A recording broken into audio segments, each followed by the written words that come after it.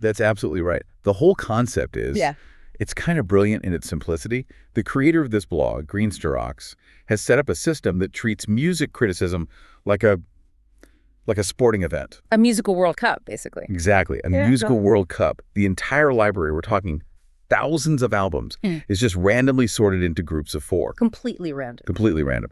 And every album in that group is listened to repeatedly, then ranked from 1 to 4. Yeah. And only the top 2 get to advance. So the standard is just ruthlessly high. Incredibly high. There's no room for a weak track or a moment of boredom. It's a phenomenal concept because it forces these albums that would, never normally be compared to go head to head. Right. Our mission today is to conduct our own in-depth analysis, an album quest, if you will, of the evaluation for one specific group.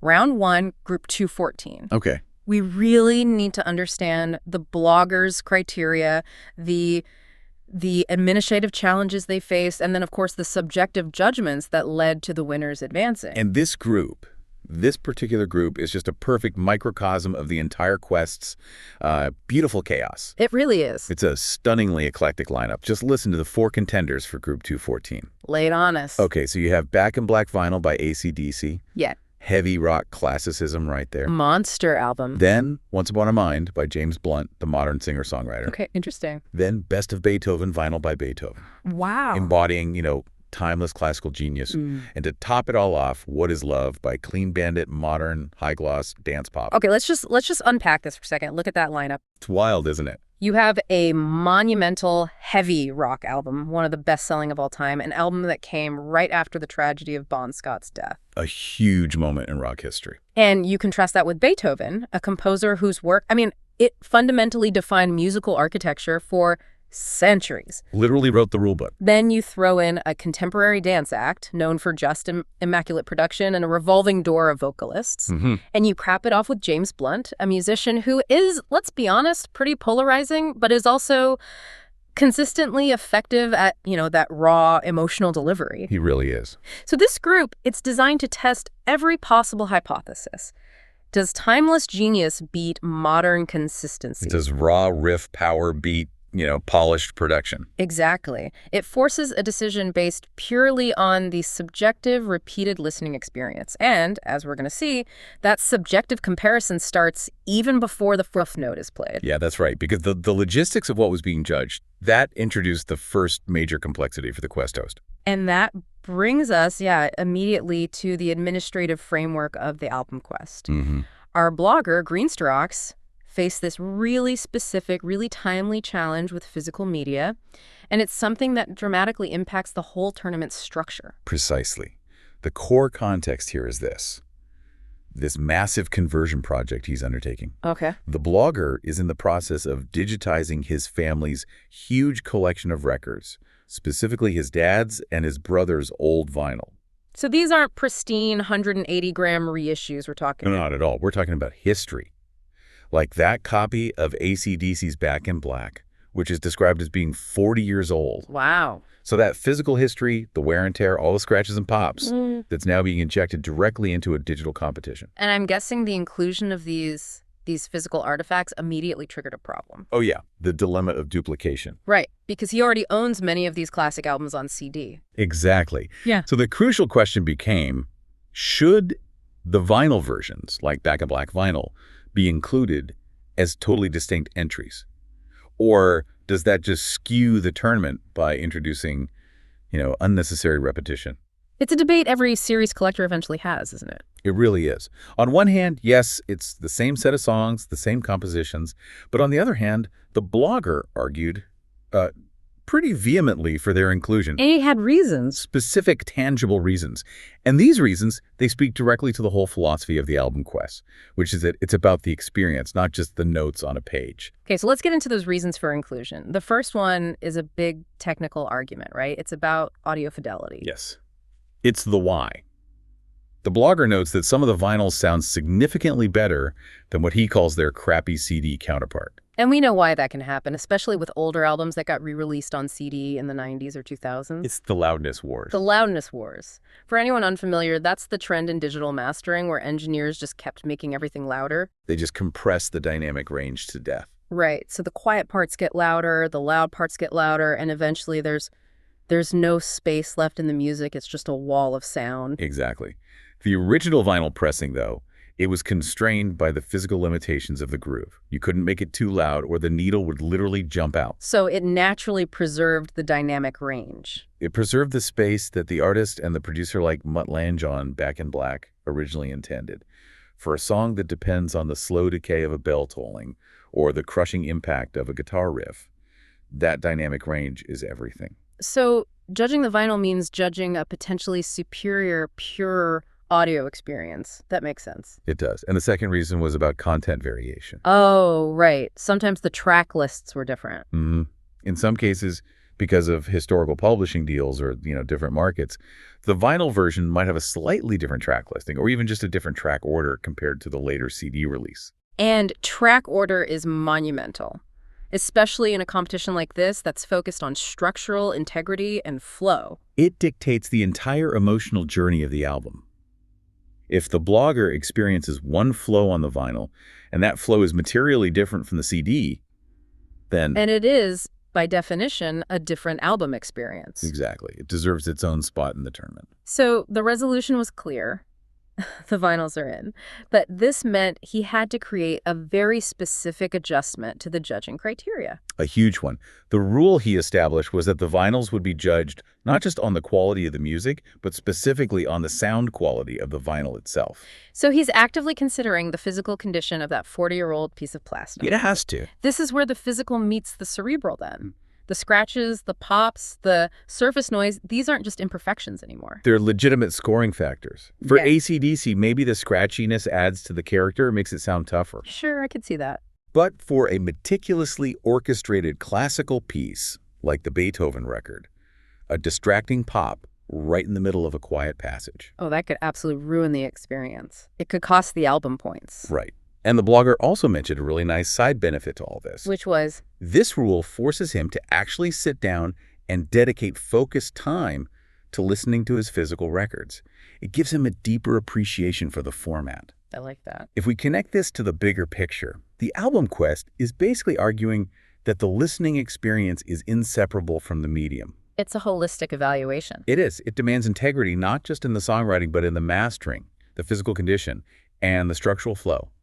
This whole administrative challenge, it just raises the stakes for every single album in Group 214. Okay, so after all that rigorous evaluation, the clear victor in Group 214, the first album to advance to the next round was AC/DC's Back in Black vinyl. No huge surprise there, perhaps.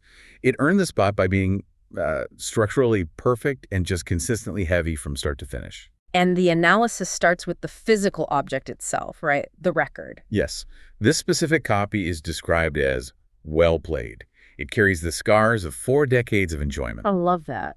The blogger notes that side 1, which is the crucial heavy-hitting opening side, is almost as scratchy as Brian Johnson's vocals. That's actually high praise, isn't it? It really is. It suggests the wear and tear just sort of merges into the rough, raw aesthetic of the music.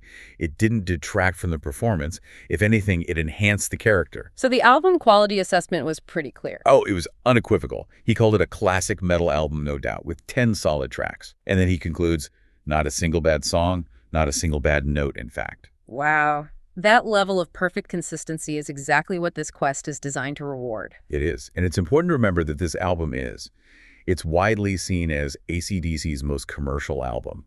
It was their huge defining statement with Brian Johnson. It was massive. But here's where it gets really interesting. The blogger analyzes the structural discipline that led to that commercial success. Okay. Despite Angus Young's incredible talent, the iconic schoolboy running around the stage shredding, the album is notable for its surprising lack of sprawling, endless guitar solos. That is a really counterintuitive observation. When you think of 1980s heavy rock, you imagine indulgence, 7-minute solos. Posing. Lots of posing. Exactly. But Back in Black it refuses to do that. The blogger estimates the structure is radically disciplined. He puts it at about 80% riff and 20% solo at best. 80-20. That's a huge focus on the riff. It means the focus is relentless. It's always driving the song forward with rhythm and foundation rather than these, soaring flights of fancy. And a lot of that is down to the producer, right? Mutt Lange. 100%. This focus is directly attributable to Mutt Lange, who demanded tightness and structural efficiency from the band. He basically treated the whole band like one powerful rhythmic machine where the riff was the engine. So the Album Quest score reflects that. The album's true strength is entirely in its riff-centric success. Absolutely. The riffs aren't necessarily complex, but they are heavy, they are catchy, and they're so good that they carry the entire album. They're often more memorable than the actual vocal melodies. What are some of the examples he cited? Well, the evidence is powerful. The opening tolling bell of Hell's Bells sets the tone. But the real genius is that transition into the crushing main groove. He also highlights "Giving the Dog a Bone" and "Let Me Put My Love Into You" as just unforgettable rhythm. But the ultimate praise, of course, goes to the title track. Back in Black. He calls it the home of one of the most epic riffs ever. And let's just pause on that idea of an epic riff. It's not just a catchy melody played on a guitar. In this context, the riff is the entire structure of the song. It is. It's what you air guitar to, what you nod your head to. It's what gives the song its identity across 4 decades. And Brian Johnson's delivery is part of that too.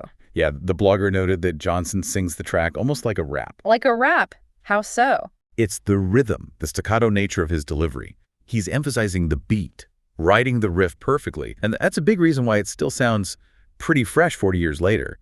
That connection between the rhythmic vocal and the structural riffing keeps the song from sounding dated. Which leads us directly to that fantastic piece of folklore cited in the sources. The Eminem anecdote.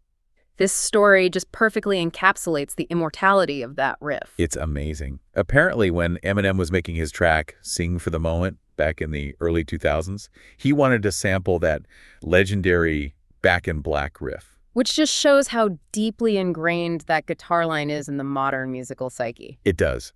But the story goes that AC/DC, or maybe their management, just flatly refused. What did they say? They essentially told him, go write your own riff. Wow. It's just this pure assertion of ownership over a piece of structural DNA. So Eminem had to pivot. He did. He ended up using the equally classic but structurally very different riff from Aerosmith's Dream On. And that rejection, it just speaks volumes about the value of the riff. AC/DC knew what they had. They knew they'd created something indelible. They absolutely did. The blogger's conclusion was that Back in Black is a lean and tasty classic metal riff fest expertly crafted by AC/DC and super producer Mutt Lange. A perfect description. And he contrasts this really disciplined riff-focused success with another AC/DC album, If You Want Blood, You Got It. Their live album. Right, which he says is excellent, but it's the album you go to if you want the sprawling 5-minute scales and frantic soloing. For the album quest, discipline reigns supreme. Okay, now we move on to the album that secured the second qualifying spot, which was James Blunt's Once Upon a Mind. And this is the album that proved that, concentrated, focused quality can actually defeat both historical genius and modern production complexity. It's a fascinating result. Blunt's album progresses, but the critique actually begins with a structural drawback, something that, in a different group, might have been fatal. And that was the length. The brevity, yeah. The album's only 36 minutes long. In today's world, especially post-CD, 36 minutes feels remarkably short. It's almost EP length by some standards. It is. The blogger immediately felt shortchanged. He concluded that the album seems only half finished. That's a pretty significant factor in a quest that's dedicated to finding the ultimate listening experience. It is. And this structural issue was then compounded by this piece of unintentional self-aware irony. What happened? Blunt released a single from the album called Halfway. Oh, no. And the blogger just seized on this, joking that the title perfectly encapsulated his feeling about the album's length. It's a small detail, but it shows how external factors, even a track title, can influence the subjective listening score. So how did it overcome that initial hurdle? The key to its victory must have been pretty strong. It was. Despite the length critique, the album contains what Greensrocks called the usual Blunt musical class. Okay. It scored high, not because of its volume of content, but because of the consistent quality he packed into those brief 36 minutes. So let's talk about the specific qualities that were cited. Okay, so technically and emotionally, the vocals are described as gorgeous, particularly highlighting the clarity and warmth on the final track, The Greatest. And beyond the vocals, the production quality is noted as being top-notch. This is critical, right? If an album is short, it must maintain exceptionally high fidelity and compositional quality the whole way through. No filler. Zero filler. And Blunt achieved that baseline perfection.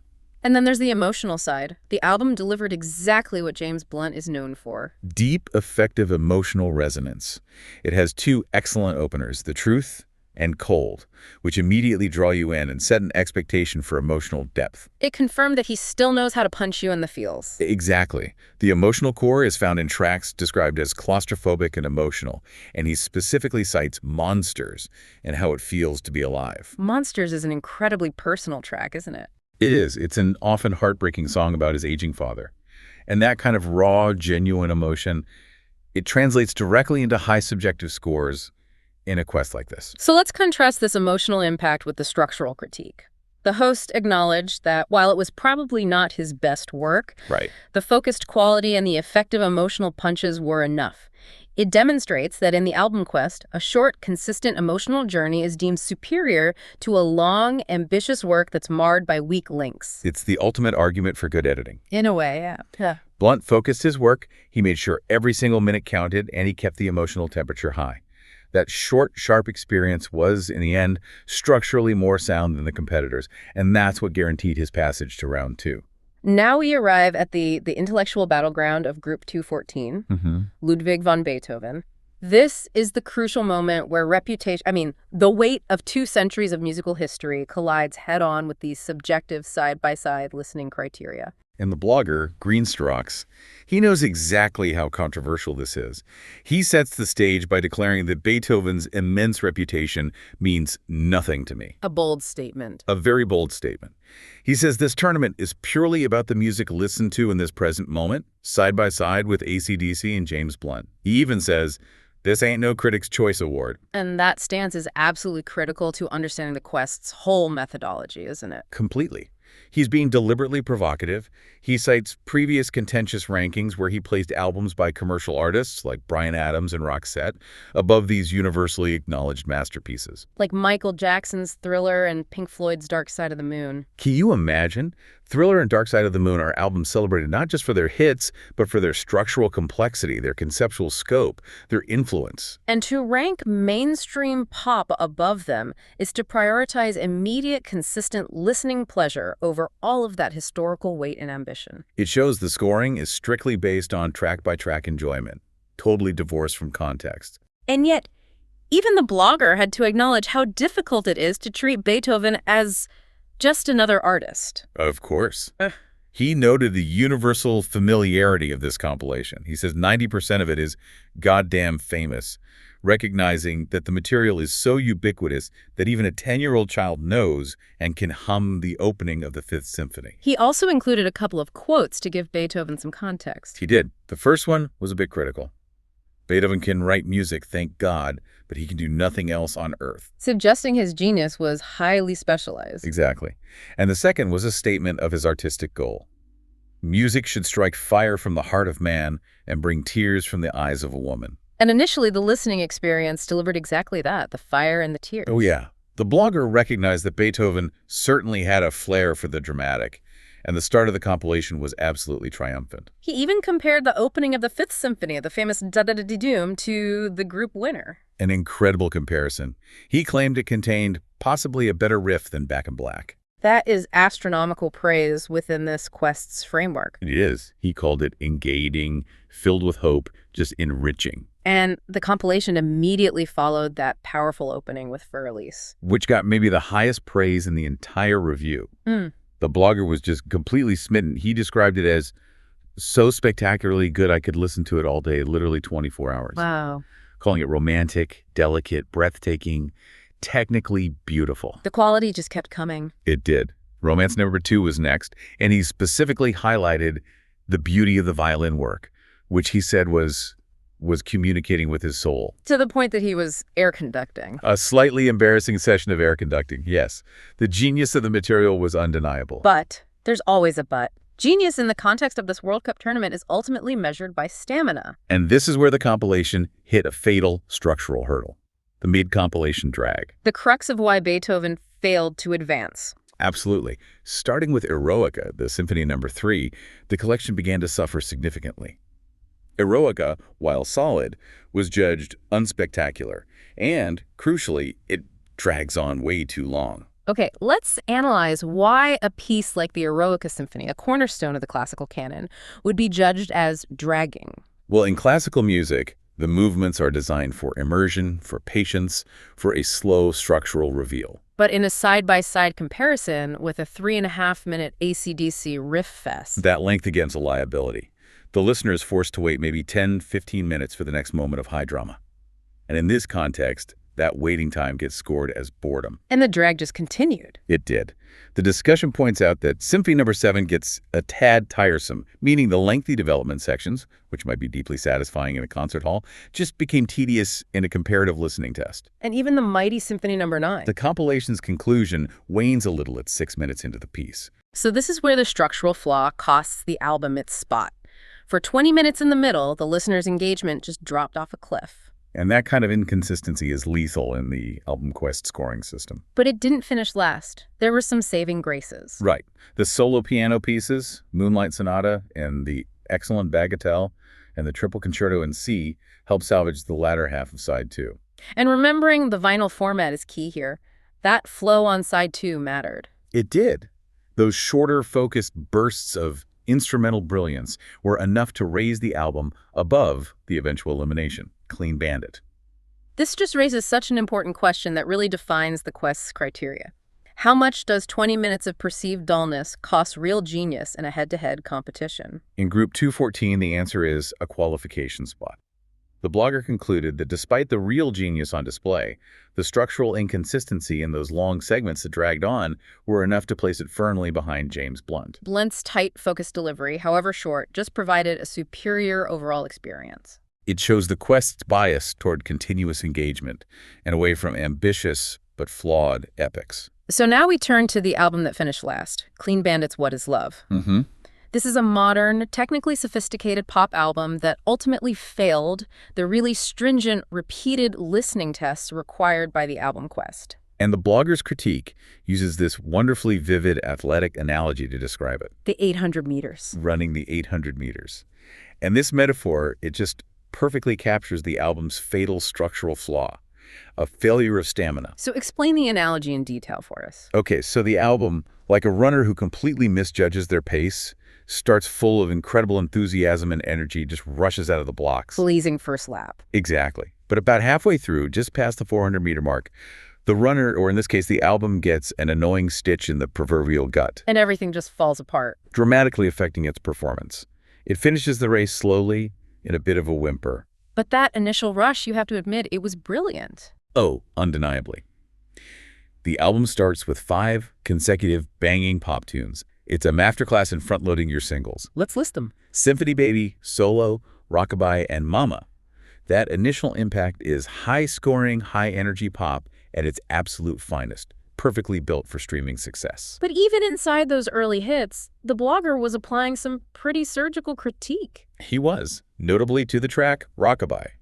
The analysis concluded that Sean Paul offers absolutely nothing to Rockabye. Ouch. He claims his vocals could be removed completely with no effect on the song. That is a harsh but necessary level of scrutiny for this quest. It questions the necessity of every single feature. If a component of the song, even a famous feature artist, adds no material value, it's a point of critique. There was also that amusing moment of self-correction with the lyrics. Oh, yeah. He initially thought a certain verse offered this clever switcheroo, a narrative twist. What was the twist he imagined? He thought the young woman in the song transitioned from being looked after to being left alone with a baby, sort of symbolizing the cyclical nature of care. That's a really deep, emotional reading of a pop lyric. It is. But then, upon closer, repeated listening, The curse of the quest. he was forced to realize he had invented all that in my head. The depth wasn't textual, it was just something he projected onto it. The verse was simply repeated. A crucial lesson. Repeated listening strips away assumed depth and exposes the reality. He really does. But let's give credit where it's due. The technical strengths, the production, got high praise. Oh, absolutely. All the production tricks and flicks on display were lauded for making the album sound incredibly modern. They successfully levitated the impact of most of the songs. The audio engineering wizardry is what keeps those early songs banging. For sure. The clever vocal sampling on Solo is specifically cited as an example of technical brilliance. Taking little snippets of voice and turning them into percussive or melodic elements. And the diverse vocal talent keeps things fresh, at least initially. A revolving door of superb vocalists. However, the fatal flaw, the stitch in the proverbial gut, was that stamina problem. This is where the wizardry failed. Even world-class sound engineering couldn't compensate for what the blogger saw as weaker compositional material in the back half of the album. And he cites specific weak tracks to justify the elimination. He does. We Were Just Kids, which features Craig David, is dismissed as a bit drab. He found Out at Night to be overly simplistic to the point of annoying me. So simplicity isn't always a virtue in this tournament. Not if it means a lack of depth, no. And even the final track, In Us, I believe. It felt directionless until the producer finally managed to introduce some interesting percussion beats right near the very end, almost as an afterthought. Too little, too late to save the album's momentum. Far too late. Oh. The final assessment is just damning for a pop album. It really impressed me on the first few listens, but it decisively loses its appeal after repeated listens. And that is the ultimate death sentence in the album quest. It is. Clean Bandit suffered because all that production complexity couldn't mask the lack of deep, sustainable composition required for repeated spins. A solid pop dance album, yes, but in the end. A victim of a strong group. A group that rewarded structural integrity, emotional consistency, or sheer, if intermittent, genius over it. What's so fascinating here is that the final rankings, they aren't arbitrary at all. No, not at all. They perfectly reflect the specific, personalized criteria of the album quest. This was a battle between composition, medium, and flow. So let's just solidify that hierarchy one last time. Yeah. The final definitive rankings for Group 214 are: number 1, Back in Black Vinyl by AC/DC. Advancing. Number 2, Once Upon a Mind by James Blunt. Also advancing. Number 3, Best of Beethoven Vinyl. Eliminated. And number 4, What is Love by Clean Bandit. And the outcome offers several crucial, repeatable lessons that really govern this entire tournament. Yeah, let's break them down. The first lesson is consistency versus length and reputation. The James Blunt versus Beethoven problem. Exactly. James Blunt's tight, focused 36-minute album, delivering concentrated quality and powerful emotional punches all the way through, successfully defeated the expansive genius of Beethoven, which was criticized for having 20 minutes of tediousness. So this heavily implies that structural failure, including dull or tiresome material, is penalized far more severely than brevity. The implication is profound. It means ambition is risky in this tournament. How so? If an album aims for an epic scale, it has to maintain near-perfect quality across every single track, every single moment. Otherwise, it will be defeated by something shorter and more disciplined, no matter its pedigree. Okay, lesson 2. The power of the riff. AC/DC's victory was a triumph of foundational structure over complexity. 80-20 rule. The 80-20 rule imposed by Mutt Lange. Yeah. That structural integrity ensured the album maintained its heavy, catchy appeal on every single listen. And that unwavering riff quality prevailed over the melodic complexity of Beethoven and the synthetic complexity of Clean Bandit. The rhythmic backbone is the strongest asset in this quest. It seems to be. Okay, lesson 3. The medium matters. The inclusion of 2 vinyl records confirmed that the format is an active scoring factor.